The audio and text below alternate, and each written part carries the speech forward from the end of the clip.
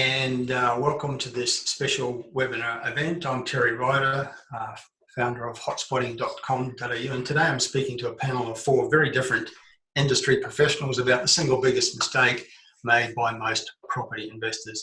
Now, I know many of you watching and listening today may have read articles in media about the common mistakes made by real estate consumers, and you may have seen headlines such as the top 10 mistakes made by investors. But here today we're putting forward the notion that there's really only one big mistake that investors typically make, and that all other mistakes arise out of that first big fundamental error. And this is the big mistake. Most wannabe investors are unwilling to invest any time or any money to ensure they undertake the process of property investment the right way. Now, there was a headline in a major newspaper recently with an article that described property investment as a mug's game. It implied that many people got poor results from property investment, therefore property investment was something to avoid.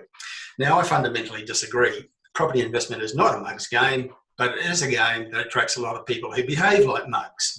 Now, here's the standard proposition of most wannabe investors. Yes, I'll spend $500,000 on a piece of real estate, but no, I won't spend $5,000 on good advice from quality professionals, and no, I won't spend $500 in an independent valuation to ensure I'm buying at the right price, and no, I won't even spend $50 on a research report to ensure I'm buying a good location. And this, unfortunately, is how many investors think, and it's the worst kind of false economy.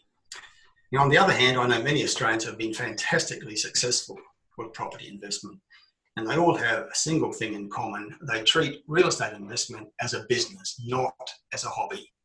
And they understand that, as with any business, you've got to spend money to make money. Now, today my panel is Peter Folds from Washington Brown, the depreciation experts, Rich Harvey from the award-winning buyers agency Propertybuyer, Mark Shorrock from Bluestone Property Management, and James Dawson from the Commercial Investing Academy. And the way the event will unfold is that I'll be putting a series of questions to members of the panel, but I'd really like to receive your questions and to be able to get answers for you here live on the webinar. So please type your questions into the chat box or the alternative, the Q&A panel, and we'll try and answer as many questions of yours as we can over the next hour. So Rich Harvey from Propertybuyer, let's start with you. I think that some of the best value for money available to investors anywhere is to engage a really good buyer's agent. The saving in time and money and hassle is considerable. So perhaps, Rich, we could start with you describing a typical scenario and what you might normally do for an investor client who wants to buy a new property. Sure. So thanks, Terry, for being on the webinar. It's great to be here. I think, look, just to give a quick brief outline of what we do for investors, you talked about a process. And I think it's really important the investors follow it, whether they do it on their own or whether they engage us, is really important to understand that you're following a process. And we do 7 steps. The first step we do is understand the client's goals or their needs. We do a bit of a fact find out where they're at, what they're looking to achieve, and then that determines the strategy for that particular client. There's no one size fits all. You know, we're not property spruikers. I'm very anti-spruiker. We don't have a bunch of properties sitting on the shelf to present to anyone. It's very an individualized, tailored service that we provide. So we identify the strategy and the goals of the client. Then we start giving the client some research, again, using your reports, Terry, and other sources of independent research to verify the areas that we're going to be targeting for our clients. And then from there, we start the searching process. We actually then find individual properties that meet the client's brief. We analyze them, we shortlist them, and then present them to the client. And then we decide which one is going to be the best one to go for at that particular time. And we do a detailed appraisal. That's our 4th step. And then steps 5 and 6 is doing further due diligence on the property, either a pest and build or a strata search, a valuation report on the property, and then negotiate with the agent to buy it. Then we secure the property, and then the last step is finding a local property manager who will deliver great service, and also organising pre-settlement inspection, and then wrapping the whole deal up. So it's an end-to-end process. Roughly, we spend between 30 to 60 days on average from when a client engages us to when we have signed a particular property up for them. But there's no limit to the number of properties we look at. It's a very iterative process. And I think, Terry, to one of your mistakes, if I can highlight one straight up, it's that people confuse searching versus research. A lot of investors just simply go, hey, I've got 600 grand.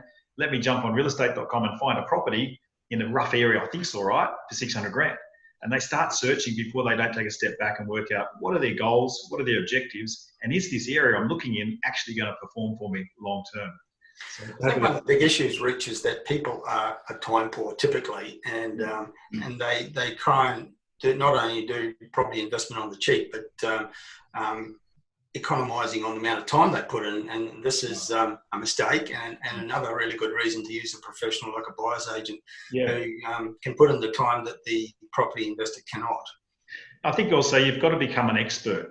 Like each of my buyer's agents, I've got a team of buyer's agents, there's 10 in my team, and you've got to spend a lot of time understanding a local market, forming relationships with agents. Now, it takes a long time to do that. So people can do it on their own, and most people take over 12 months before they've made a decision on an area, by which time the market might have moved 100 or 50 grand. So the timing of when you're looking to buy in a certain area is also critical. So it's not just the time savings, it's also getting an understanding of where particular properties are positioned within a market, and because that can really determine value. And I guess another big advantage we give for our clients is finding off-market opportunities. It's so competitive out there at the moment. You know, a lot of auctions are happening and properties going over reserve, but we can eliminate some of that competition by accessing off-market opportunities through our network. Okay. So James Dawson from Commercial Investing Academy, you teach people how to go about investing, specifically in non-residential property. Tell us a little bit about what you do and how you go about that. Yeah, thanks, Terry. Thanks for having me on. Well, essentially, I developed a course which basically teaches people right from the very get-go of how to analyse, find and buy a commercial property, and then also on top of that, actually enhance a commercial property.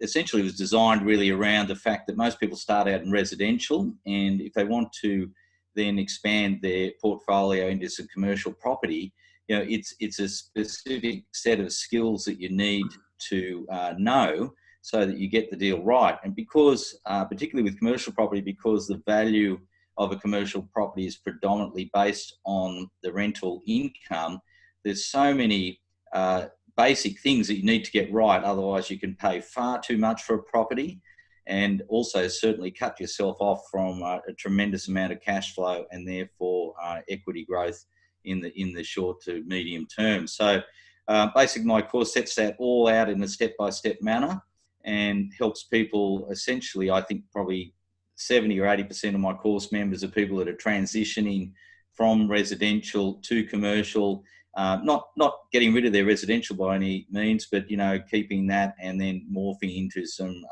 commercial investments as part of their portfolio. So James, one of the things I find with hotspotting, which I alluded to in the introduction, is the reluctance of many consumers to spend a relatively small amount of money on education before investing a very large amount of money on real estate. What's the sort of mindset that you encounter with one of the investors? Yeah, that's a fantastic point. I think this whole idea of people spending, you know, $500,000 or $3 million on a commercial property, particularly, and not even if they are using a buyer's agent, which can be a fantastic thing for them to do, is that if they don't know about the numbers themselves, you know, it's going to be very, very hard for them to get their head around what they're actually doing. And if stuff's presented to them in a way that's confusing, they can get extremely shortchanged in the deal. You know, just by way, one simple example of that would be someone buying a property where the rent is over market, and of course the value of the property is based on the rent, so they could end up paying, you know, hundreds of thousands of dollars more for a property and take years from that to recover. So it's just, it's extremely important. It just gives them that bit of knowledge, whichever way they go to buy a property, it just gives them that background knowledge to feel more comfortable and actually take the stress out of it as well. Yeah. Just going back to you, Rich, for a moment, there was a question that came in for Chris asking whether you search for commercial property as well as residential with what you do. And I think you do, don't you? Yes, correct. We do commercial as well. Correct. Yes. What's the sort of the breakdown and the sort of business you get between commercial and residential? Sorry, I missed the question. What's the breakdown? Sorry, the sort of percentage of commercial requirements that you get with your business as opposed to... It varies. I mean, it varies from month to month. I mean, at the moment, we've got a couple of briefs from different kinds of commercial. We've got a lovely lady who's got a self-managed super fund and around $500,000 to spend on a small commercial asset, and we're looking to get a yield of around 6% net for her. Got another brief around about 1.5 million, and then we've also got quite a substantial investor around 10 million. So, I guess we don't sort of work on exact volume of clients, but we will look at the brief, help the client to identify where the best area that they can best return and go from there. So we've got a commercial division, a development division, and a residential division in my business.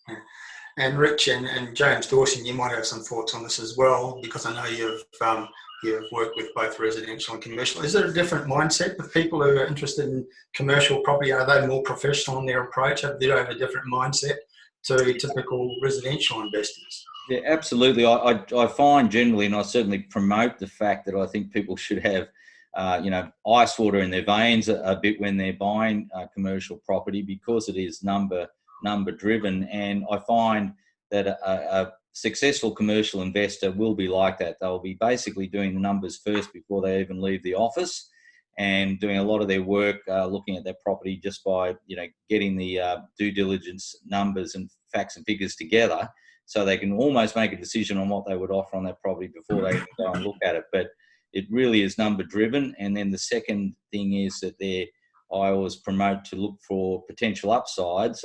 Simple upside would just be buying something that's under market rent and something that you can, increase the rent at market review. So, I generally find that people are, let's say, a little bit more serious than they are when they're residential investors, and have less emotion involved.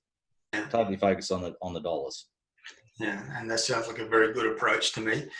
Mark Shorrock from Bluestone Property Management. As an investor, I've owned many properties, and I can't think of anything worse than trying to manage rental properties myself. But I think there are plenty of punters out there who think it makes sense to self-manage to save money. Is that what you find with what you do? Yeah, absolutely, Terry. And thanks for having me this morning. Yeah, or this afternoon now, sorry. But that is a mistake that we see a lot of people making. It wouldn't be the biggest mistake. And as I've said before, knowing what I know about how the industry works and how fraught it is with danger through loss, mitigating loss, and potentially exposing yourself to litigation through, not having smoke alarm compliant if there's a fire in the property, or pool compliance certificate or something like that. Given that the services, or most of the services for most people in having your property professionally managed and tax deductible, I can't understand why you would want to do it yourself. If cash flow was an issue, then understandably you don't have an option. However, most investors, I find, it's not necessarily about the cash flow, and we can address that typically because from over 21 years of experience, I've proven many times that we can actually earn in excess of our fee extra for a private landlord over and above what they can do it themselves. That's through increased rent, better quality of tenant, better maintenance of the property, higher occupancy levels, things like that. We can typically save most private owners more money than they're trying to save by doing it themselves. Sorry, we can make them more money than they can by trying to save by doing it themselves. So it's that is something that we quite often see. But before I forget to mention it, the biggest mistake I've found in my experience as a property manager is that investors choose the agent that gives them the highest rental appraisal price, but they also feel is least capable of actually doing the job for them, and or B, they choose a property manager purely based on fees alone. And again, it comes back to the net returns. If an investor focuses on net returns, so an agency might charge a couple of % more to do the job for them, but can have better quality tenant at a higher rent with higher occupancy, they will make them more money than they're trying to save by going through a discount provider or doing it themselves. Yeah, sure. So Peter Folds from Washington Brown, depreciation experts. Seems to me that perhaps the best return an investor can achieve when spending money on professionals is actually the benefits versus the costs in terms of the fee of engaging someone like Washington Brown to create a depreciation schedule for an investment property. But despite that, a lot of people still aren't doing it. Yeah, thanks for having me, Terry, and for that question. Yeah, I mean, we typically see people sort of realising the benefits of a tax depreciation report, often not too late, but late in the piece, meaning they've missed out on considerable, or potentially missed out on considerable tax deductions. I think, if we frame it in terms of a single mistake, as with the theme of today's event, I think you're right, Terry. Yeah, there are a couple of common mistakes that we see, but they all stem from one, and it's that lack of awareness. And in our case, it's just a lack of knowledge around, or familiarity with, depreciation, and the fact that even on a second-hand property, there might be thousands of dollars per year in tax deductions that people are leaving on the table. In terms of building a successful property portfolio, so multiple properties, as both James and Mark have referred to, cash flow is such an important part of that, particularly when there's multiple properties. And with depreciation, and a claiming depreciation, once again, even on a second-hand property, you're looking at increasing your monthly cash flow, which assists. Ultimately, any tax deductions or any tax savings are better in an investor's pocket, more useful in the investor's pocket than in the taxman's pocket. Yeah, it's often the case, I think, that the depreciation schedule can be the difference between being cash flow neutral or even positive and being cash flow negative. You can make that difference if you understand just how many savings can be made with the depreciation schedule. Yeah, definitely.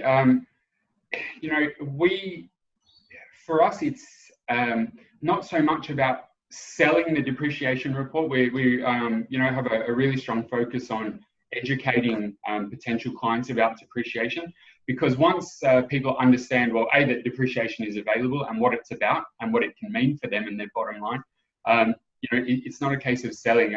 Most investors will want to reduce their taxable income. With recent, or not so recent now, geez, time flies when you're having fun, legislation changes announced in May of 2017 had a big effect on depreciation in terms of who can claim what. Because of that, I think a lot of people in the market sort of maybe understand a little bit about those legislation changes and are sort of going around sort of spreading half the story. So a lot of investors we deal with have been told by that not so knowledgeable someone or hearsay that they're not entitled to claim any deductions because the property was built after a certain date or it's a second-hand property. Not to throw too many figures at it, but I wanted to give a recent example of a property that was built in 2006, purchased in a suburb of the Gold Coast 2 months ago. This client was told by their neighbour that they're not entitled to any depreciation benefits because the property is second-hand. We were actually able to achieve $4,500 for them in deductions per year for the next 25 years. So, I mean, it's a significant help. That's a huge difference to the bottom line, and it's a great illustration of the return you can get by spending a relatively small fee. And I think it's true, Peter, that you, I know that there can be changes along the way and you may need to update your schedule, but basically it's you pay a fee once and you've got a schedule you can use for the next couple of decades. Absolutely. Terry, there are a number of competitors in our industry. There are certainly some that are cheaper than us. With us, what you're getting is a fully comprehensive ATO compliant report, maximizing your tax depreciation deductions, and that lasts the entire effective life of the property or your ownership of that property. As you mentioned, the only time that can change is, or you may need the report amended or updated, is if you go on to do a significant renovation or improvement. Yes. Essentially, yeah, the fee is fully tax deductible itself, and that report, lasts the lifetime of your ownership. So a one-off expense. Okay, thank you, Peter. Rich Harvey, just going back to you, you've got a fan out there. Jordan has put some information into the chat box saying he's recently used Propertybuyer to buy a property in Brisbane and seems very, very happy with the service. but he makes the comment of the obstacles that have been thrown up in the process by lenders, the major banks. You know, the APRA changes that were relaxed around about May, June last year were supposed, technically, allegedly, to make all this a whole lot easier, but it seems like it's still very, very hard. They're throwing obstacles up. Is that what you're finding, Rich? It's still hard. I mean, last year people were taking weeks and weeks to get pre-approvals. It seems like the time frame from when you lodge your documents to when you get pre-approval is shortening. However, the trick is, as I've said in my reply to the panel, to Jordan and the other attendees here, is that you've got to use a good mortgage broker. If you don't prepare all your documents and have everything tidied up, like there might be 19 pages of documents that you need, you've got to make sure that they're all squeaky clean. You've got a clean credit record. Don't hold anything back from the lender because they'll find out. So you've got to make sure that the broker represents you in the best way possible. And you'll find that once you've got a couple of properties and if you're on a limited income, you're going to run out of serviceability. So the way to get around that maybe is to get a better job and get higher paying income. But another way, a smart way, is to choose lenders that are a bit more flexible with their lending criteria. And you may end up paying a slightly higher rate on the interest rate, but the benefit is it won't be that too high, but it means you can then get actually another loan to buy another property. So it's not, don't always just focus on the interest rate, focus on how much a lender is actually willing to lend you to be able to buy your next property. I think there's still, despite everything, majority of people still have this rather, to me, is an insane loyalty to the major banks, when very often the best deals and often the best interest rates are available from the second tier lenders. That's right. Well, the second tier lenders, a lot of people haven't heard of them. So when you go to those ones, the brokers can identify those ones and present the best option, because loan products change daily. Like I'm also a member of the Mortgage Finance Association of Australia, and I regularly network with brokers, and they just tell me they need, spreadsheets to work out which particular loan they're going to recommend to a client, because the criteria changes daily on so many of the loans. And the banks will bring out a special or try to attract new customers. So there's all kinds of offers that the banks are putting out there, or second tier lenders, to attract new business. I mean, we just connected with a group the other day called Yard, and they're a completely online business. And they got some incredibly low rates, so because they don't have a big overhead, and they've only been in business 12 months, but they look quite impressive in terms of how competitive they're going to be. And of course, it's just another reason to engage a professional. I mean, mortgage broking isn't your business, no, Rich, but you know about these things because of what you do, and you can alert people to the possibilities and exactly steer in the right direction. But there's just too much for the average punter, the average real estate consumer, to know, to not have professionals on board. James Dawson, lending's a little bit different when it comes to commercial property, but are you finding it's a similar mentality with the banks in terms of lending to commercial property? They're putting a lot of roadblocks in the way of, you eventually get there, I guess, but it's made more difficult more recently. Yeah. Look, I think it really depends a lot. It's this balance of the deal, the lease terms particularly. I mean, banks are always going to look at favourably at a property, like a blue chip commercial property with a longer lease over something that's, say, a regional with a 6-month lease, something like that. But same thing, I think, as Rich mentioned, having everything in order, and I highly recommend using brokers as well. I just think gone are the days where, you should just be talking to your own bank manager. In fact, my broker can actually talk to my bank manager and get me a better deal than I can get talking to them myself. So that's pretty amazing. But I think it's the same thing. It's about having everything in order. The difference, I guess, with commercial property, obviously if you're buying a commercial property that's returning 6 or 7% net, and your, interest rate on interest-only loan might be, 3.6 or something at the moment, obviously it's going to be cash flow positive. So depending on your situation, they can look at that very favourably, and, sort of avoid hitting that glass ceiling, I guess, with your borrowing power. So, very important to shop around, use a broker. Quite a few questions coming through about the cost of services, and I know some of you have actually typed answers into the chat box. Thank you for that. But just some basic numbers. Peter Fogg's, perhaps you could come in and just talk about the relatively small cost of a depreciation schedule versus the many thousands of dollars you can save on your bottom line by spending that small amount. Sure. Thanks for letting me kick that one off. So Terry, look, in our industry, we Washington Brown obviously want to stay very competitive, but also offer superior value. Our recommended retail pricing is around the $770 mark for a fully comprehensive report on a residential property in a metropolitan area or major population centre anywhere around Australia, though we can service overseas properties as well. It's likely to the further away from that end of financial year rush that we hit, the more likely that is to that fee to be reduced. Certainly to hotspotting subscribers, there's a reduced fee, so it might be anywhere from sort of around the $660 mark, $770. But we will assess that on a case-by-case basis as well. Can I jump in and ask Peter there? Probably should know the answer to this, but can't know everything, obviously. Commercial properties, can you get depreciation schedules on commercial properties?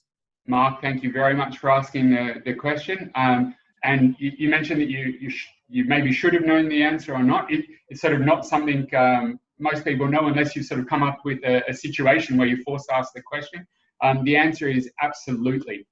Whether you are the landlord or the tenant in a commercial premises, you are absolutely eligible to claim depreciation deductions.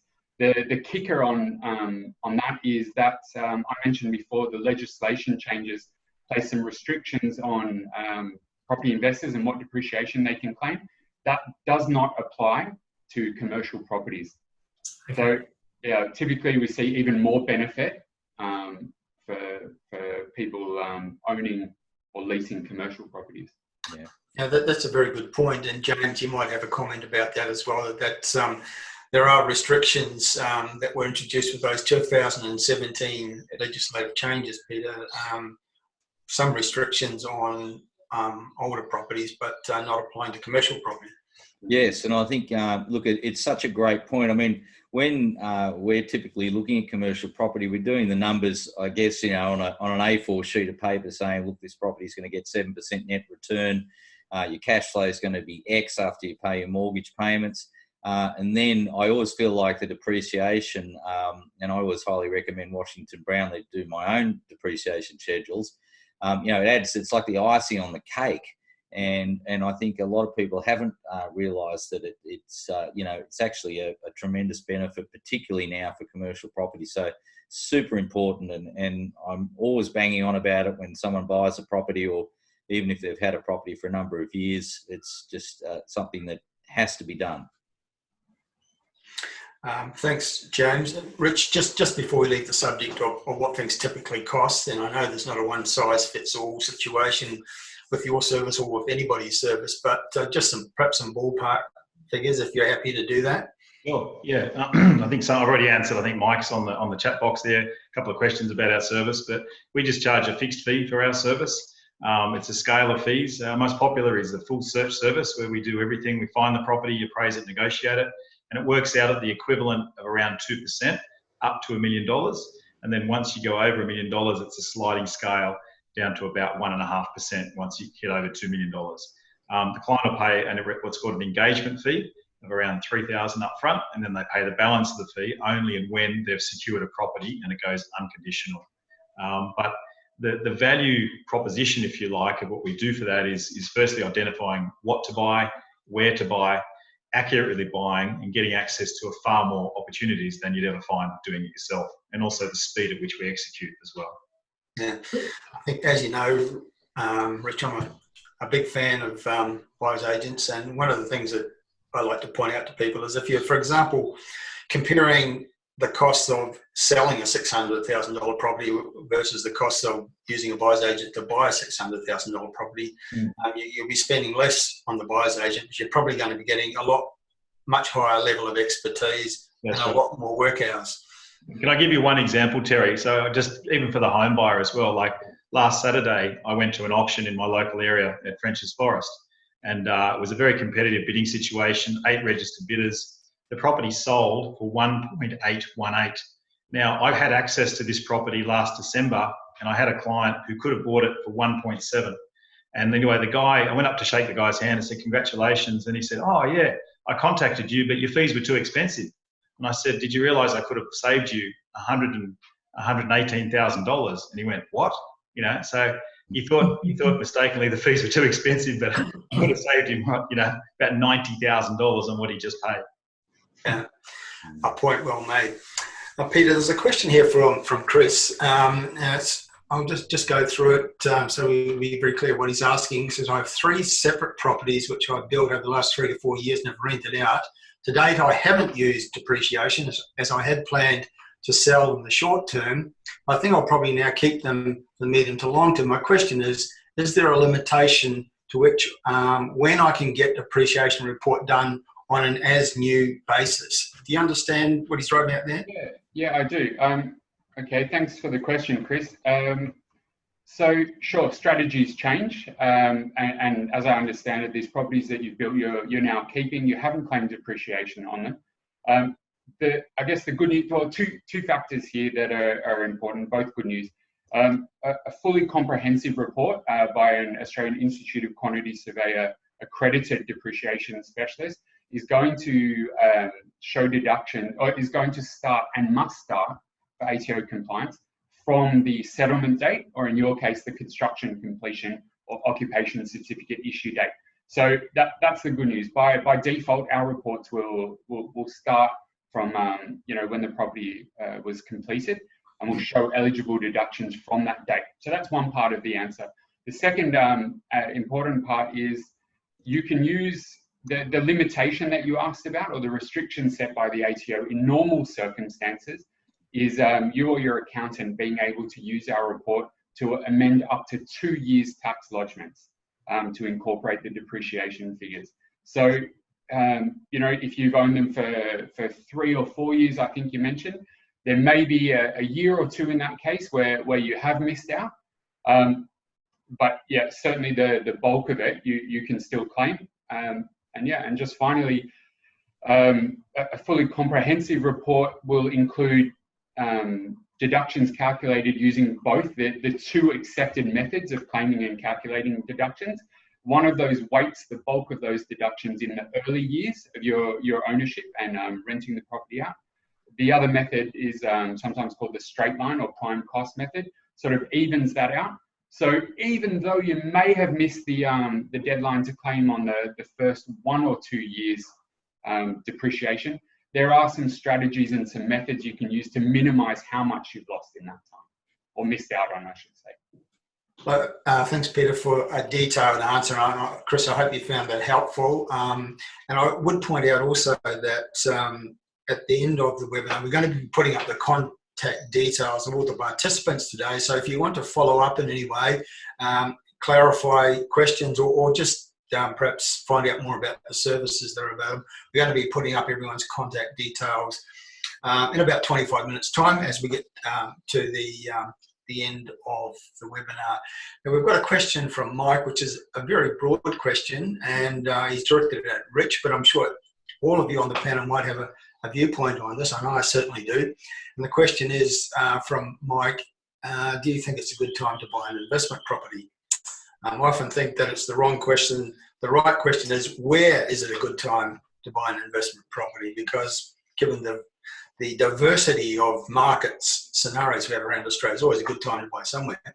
What do you think, Rich? Well, as I said in my reply to Mike on the chat box, I just wrote about this topic very extensively. It's both a timing and a location issue. But look, considering a timing factor, property markets always go through cycles. Sydney and Melbourne had the biggest boom between 2012 and 2017. Then we had a correction for about 20 months, had a very fast rebound. Now coronavirus is sort of another bump in the road. So there's always opportunities, whether the market's up, down or sideways. So my view is buy a property when you can afford to buy one, and be very selective about where you can buy. So I definitely think right now is a very good opportunity to buy, because there's going to be we've just seen panic buying with toilet paper, for goodness sake, so people follow the herd. And, I think there's going to be some nervous vendors out there. There's some nervous buyers out there. I haven't seen any evidence yet of buyers dropping out of auctions in the home buyer market. But interest rates are a massive driver. Interest rates are at record lows, likely to go lower. Money's cheap. So I think the market's going to go pretty strongly. And I think some of the predictions for growth might need to be a little bit more moderated if we hit recession. But I do think the government's going to provide a stimulus, And I think, look, this is another topic, Terry. You and I were just chatting. We're going to be doing a webinar on this in a couple of weeks. But just as a brief answer, it won't kill the property market. And I think now is actually a good time to consider buying. I actually think indirectly it's going to help the property market because it looks so solid compared to what's happening in the share market day by day. And that's often the case when we go through difficult periods like this. Mark Shorrock, you're in Brisbane, and it seems to me, we track all markets around the country, but it seems to me that Brisbane is now starting to come into its time in the spotlight. It hasn't done what Sydney and Melbourne's done over the last 5 or 6 years, but the ducks are starting to fall into line. So to answer that question, is now a good time to buy an investment property? What do you think about that question in the context of Brisbane? Yeah, thanks, Terry. I generally think that I'm seeing on the coalface that the sentiment from within the market for tenants and buyers is that there's a lot of positivity there, and we're seeing numbers of attendees to inspections increasing, applications on properties through the roof, and offers on properties. Now, we only sell properties internally off our rent roll, but we have seen that mid to late last year there was a little bit of activity around there. There was a lot of positive sentiment within the internet and news, current affair types of programs, but it hadn't translated through to the market yet. But we're definitely seeing that happen now. Confidence within the market has been fantastic in the start of the year, and I think that will definitely keep translating through the balance of this year, and we'll weather the storm of the coronavirus. People have been saying we're somewhat insulated here in Brisbane. I think we're sort of vaccinated, to use a similar terminology, from the coronavirus, and that people will jump on board as the stock market sort of falls and come back to tangible items they can see and touch. And the property market has a history of performing, and like Richard said, whether the market's sort of going left, right, upwards or downwards, if you buy and hold, you have a history of making money in the property market. So James Dawson, who deals specifically with non-residential forms of property, it's a very broad and general question, but what are your thoughts about the timing of getting into the market as an investor with what you do? Yeah, look, I think I agree with the other guys. I think that the time, it's all about really timing, location, and the right type of deal. But what I notice is that most people are chasing yield now. A lot of people thinking about or getting their money out of the stock market. They're looking at returns in commercial property that typically running from, say, anything from 4% net up to maybe 8.5% net on average. So quite good returns. So then it just comes down to selecting the right property to make sure it's a safe investment and something that's perhaps got some upside as well. But I think look, it's almost the golden age for commercial property, really, with these continuing low rates. And if you do get the right deal, you've got a tremendous opportunity to have some great positive cash flow, which can then also allow you to build up a buffer or get that fantastic benefit from compounding by paying down your loan quite quickly. So just a great time, and it's just a matter of knowing what you're doing and selecting the right deal. I mean, we recently did a one-on-one webinar, James, and I think one of the eye-opening things for a lot of people who are perhaps more familiar with residential property is just how strong the returns can be with commercial property, yes. Therefore positive cash flow. With interest rates just going low and low, that factor just becomes even more and more enhanced, does it not? Yeah, it does. Now, look, of course, when interest rates drop, then, of course, people are paying more for commercial property, I guess, and the cap rates or the return that they're expecting to get can drop as well. But, you know, typically there's always that buffer, although say maybe somewhere in Melbourne you'll see a property that sells at 2% net return, which is probably equivalent to a residential property. But that person may be someone who's got more cash and just wants to get that out of the bank and into a property. And if that property's got 3 or 4% increase built into the lease, they can bank on that money pretty well, particularly if it's a blue chip property. So yeah, look, the return rate is, I guess, running in tandem with the interest rates from the banks, but always that buffer between the two. Thanks, James. Peter Foles from Washington Brown, perhaps we go back to you. We've got a question from Stephen via Facebook. He's asking, how does depreciation vary for the different types of commercial properties from an owner's perspective? For example, industrial versus retail versus offices. A general question, but I'm sure there's plenty of meat there for you to get your teeth into. Yeah, I usually find something to get my teeth into in these questions, Terry. Okay, Stephen, thanks for the question. Look, I mentioned before that there are a number of operators in the industry that prepare depreciation schedules. Some of them specialise in it, some of them don't. For us, it is our specialisation. Having said that, we are bound by ATO legislation and guidelines when it comes to assessing a client's tax depreciation benefits. Whether that's residential or industrial or commercial or different types within those subcategories within those categories, the ATO releases or stipulates how much a particular item is able to depreciate, or how, what rate it depreciates at. So, for example, the carpet in a residential premises has a set effective life or depreciable life set by the ATO. The carpet in a commercial premises also has that an effective life set, but those figures will be different, and it's based on wear and tear. Essentially, claiming depreciation is claiming a deduction on the wear and tear of an income-generating asset. So ATO suggests that carpet in a commercial premises or an industrial premises will wear out quicker than it will in a residential premises. Therefore, you're able to claim larger depreciation deductions for a shorter period of time. And so, that's one example. But the ATO stipulates these rates on the light fittings, on door closers, on your fire assets. The air conditioning is different in a commercial premises than it is in a residential.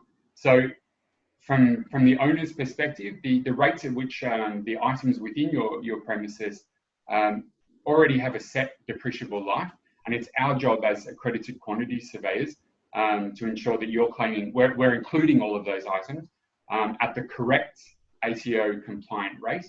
So that's, I guess, the type of property will tells us which depreciation values to apply. Okay, thank you, Peter. Mark, there's another question from Jordan, which is directed towards you.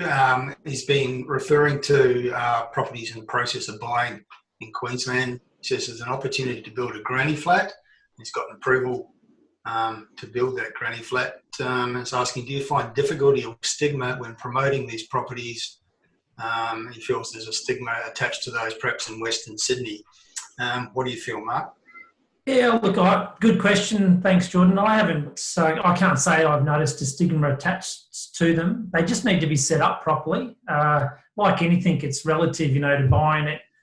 You may see a little bit of a stigma around it because of where you've come from, or for whatever reason it's in that particular area. That same stigma might be attached to the property if and when you came to sell it.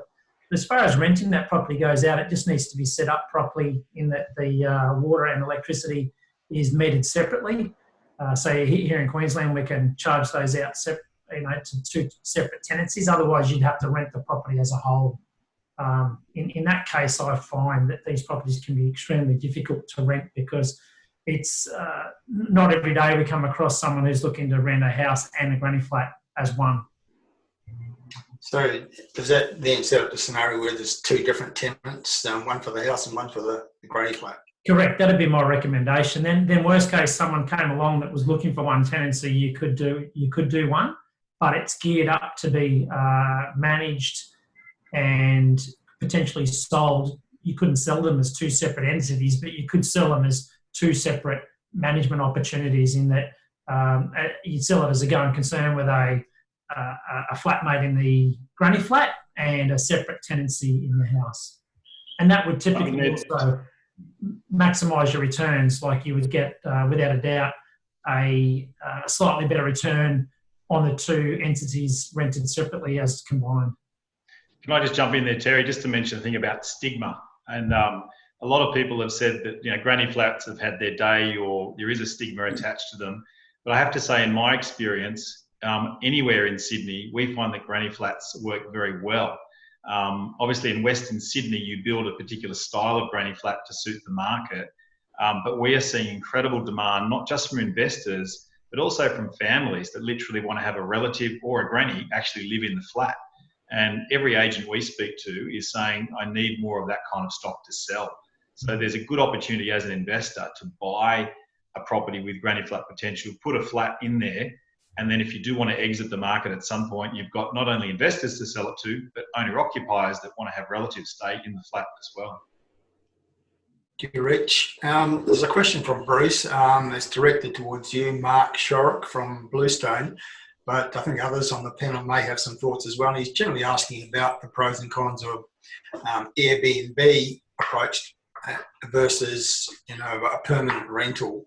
And I guess there's no one-size-fits-all situation. What are your thoughts about that general subject, Mark? Yeah, it's not. And we get asked this question all the time. Good question, Bruce, again. The short answer is that the two key factors I look at is, do you want to use the property yourself at some stage? And if you do, then Airbnb is the best option because, you obviously can't interrupt a fixed-term tenancy to go and stay in the property. The other key thing to think about, and this sort of helps answer part of the other question, is that it comes with a higher set of fees and higher yields, but typically over any length of time of an investment property, say a normal cycle, 8 to 9 years, the difference between the two is negligible in my experience, in that a lower management fee for a lower return on a permanent rental yields around about the same net returns as a higher management fee on a higher return Airbnb property.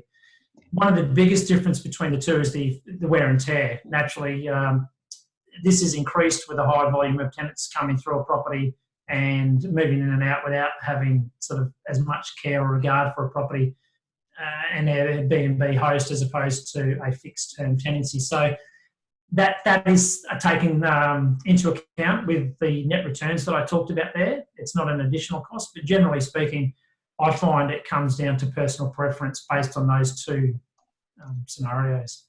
Rich Harvey, what are your thoughts on that general subject? Yeah, I can jump in there a little bit too, Terry. Sorry if I butted in there, boys, but it can be a great strategy, and heaps of members of my course have actually done it, where they've bought that classic commercial property, with a shop downstairs and an old flat above, and they've converted the flat above to Airbnb.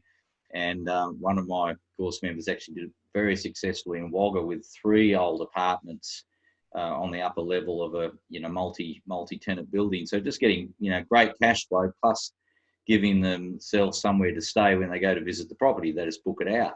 So more management involved, but as Mark was saying, higher returns. I think they're pulling about 65,000 extra rental from the 3 apartments than they would if it was a permanent rental.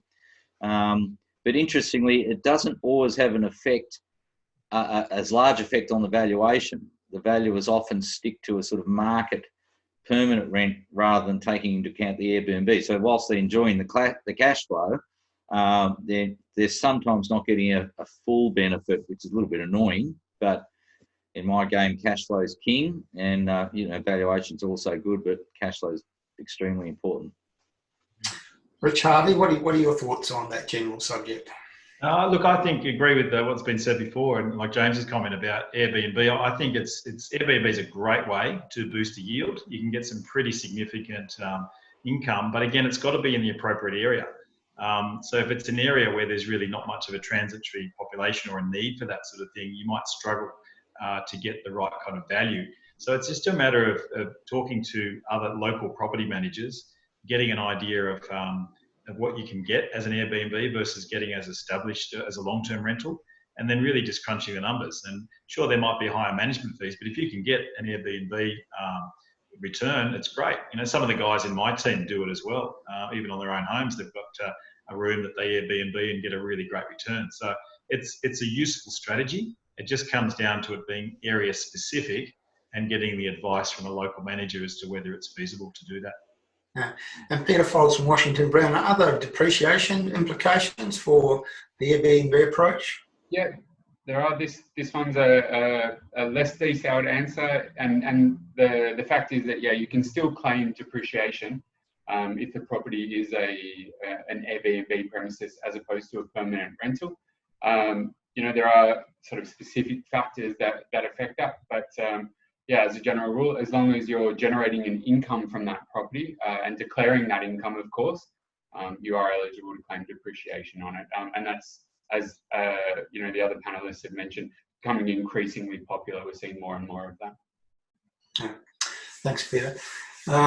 Today's rather unusual for a webinar, where we've actually had very few questions about specific locations. Generally, whenever I do anything live on air, 99% of the questions are about location. We've actually had a good range of questions about issues, but there is one. Peter's asking about the panel's thoughts on specifically the Logan City area of the Brisbane market. Now, Rich, I know that you have operated a lot in that market. You're based in Brisbane, but you range widely around the country, and you have been active in that market. Where do you see it at the moment? Yeah, again, a lot of people used to say Logan is, got a bad stigma or it's had its day.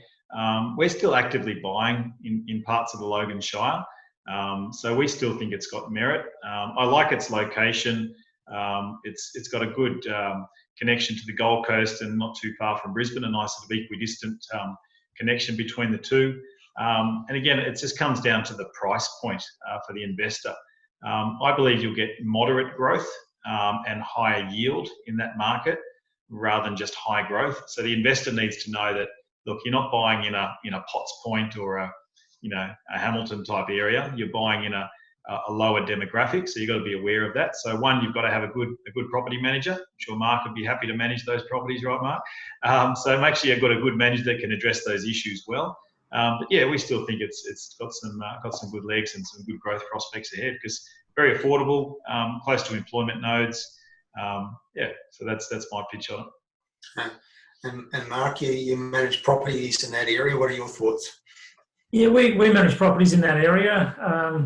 Thanks, Terry and Rich. And look, we've had a couple of investors come to us and say their property hasn't performed as well as others they've bought in other areas of Brisbane, or at the time, some of the investment groups or buyers agents were promoting. And we said, look, none of us come with a crystal ball. And like everything, it's a gamble. But generally over time, the property market has a history of improving in line with itself, and some suburbs outperform others, and the ones that falling behind, generally over time pick up the slack. So Logan's one of those suburbs that hasn't performed as well as it might have if you'd purchased elsewhere. But at the end of the day, if you look at the cost to get out of that investment and into another one, it's if it's a couple of percent behind in capital gains, it's nothing compared to the cost of buying and selling an investment property. So, batten down the hatches and weather the storm and hang in there, and over time you'll find that that property will perform very well for you, as any area will generally. And James Dawson, do you have a perspective on that area from a commercial viewpoint?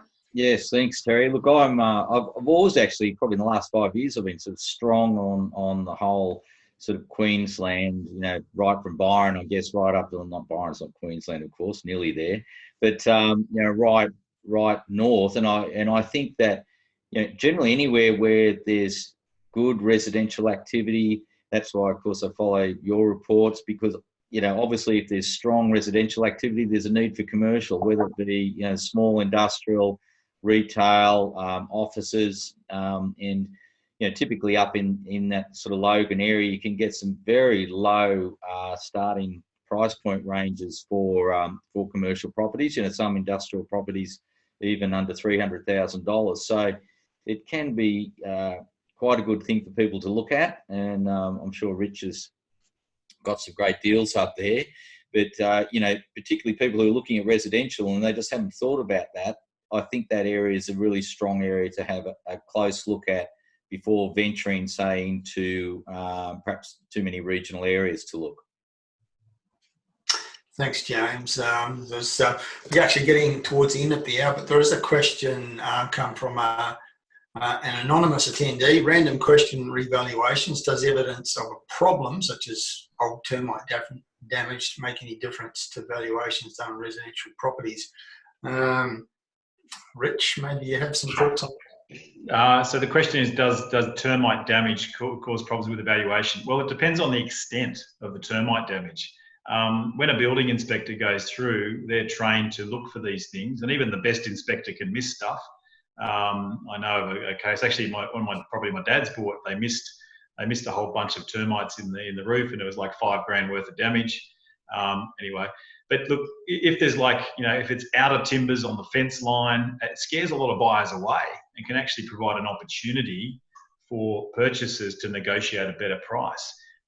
So unless the termites have eaten out, you know, the whole entire exterior wall of a property, that would have a dramatic effect. But if it's just, you know, a small bit in the fence line or one isolated part of the house, it won't really dramatically affect the valuation on a property. But it goes to show, always get a pest and building done whatever kind of property you buy. And Mark Shorrock from Bluestone, you'd feel pretty strongly about the importance of that as well.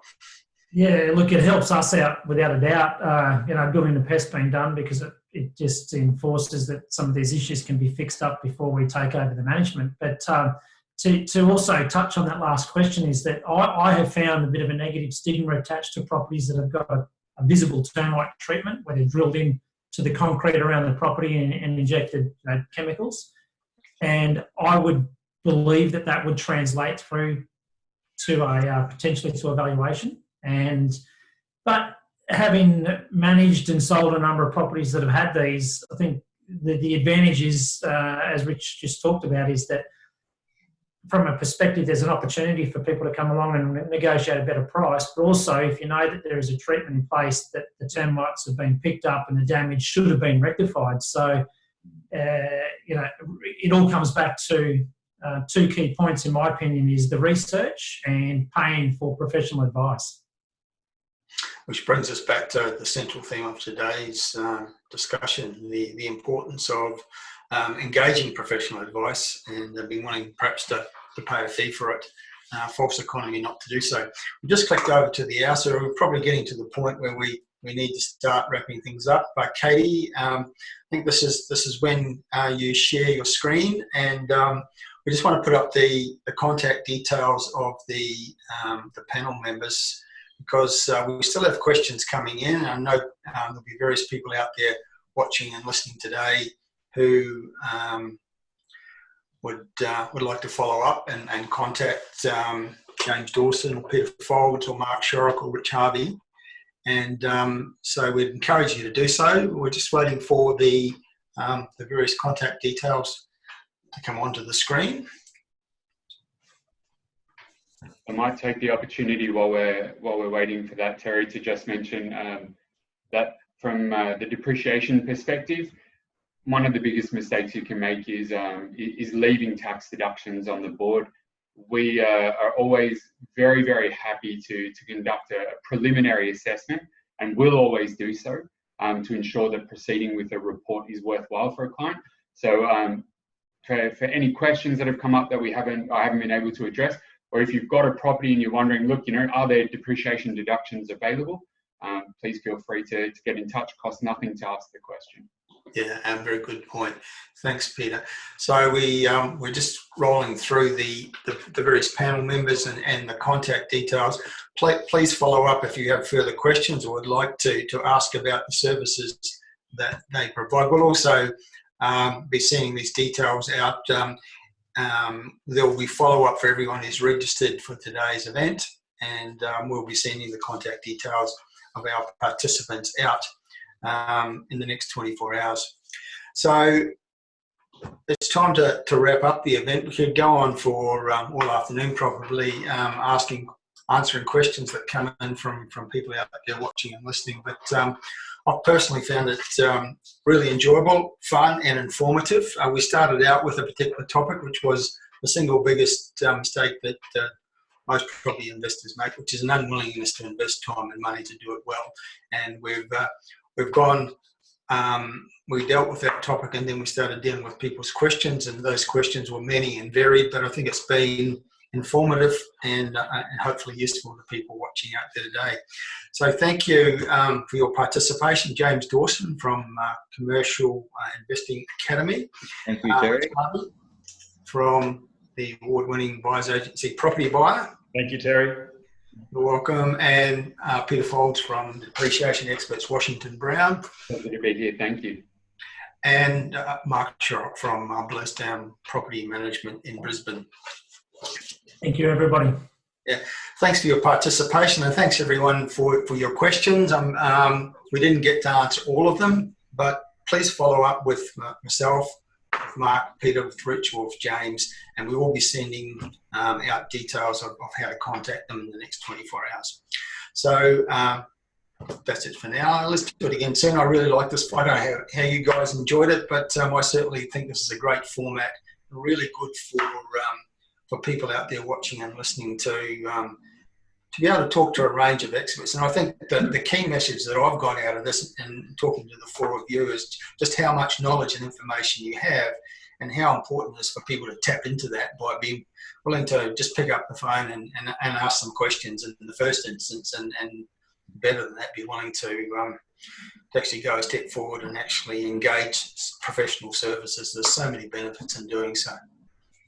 Thank you, Terry. Okay. Thanks, guys. Thanks, Terry. Okay, let's do it again soon. Okay. Thank you very much. Thank you. Bye-bye. Thanks, everybody. Bye.